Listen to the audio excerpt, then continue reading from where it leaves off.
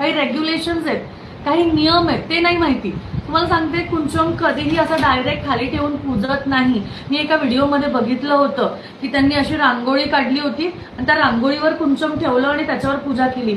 अरे ही माता लक्ष्मी स्वरूप आहे, याला तुम्ही डायरेक्ट असं खाली ठेवून कसं शकता? तुम्ही मग फक्त म्हणजे एक फेकिझम करताय. सो सगळ्यात महत्वाचं काय आहे, तुम्हाला ह्याचे नियम माहिती पाहिजे की ह्याचे नियम काय आहे.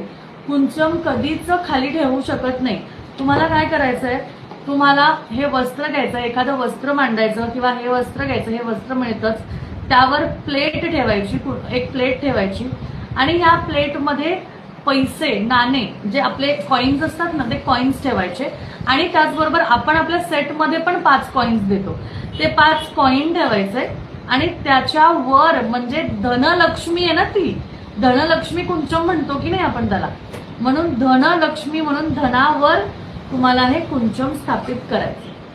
अशा पद्धतीने हे तुम्हाला कुंचम स्थापित करायचं. ठीक आहे.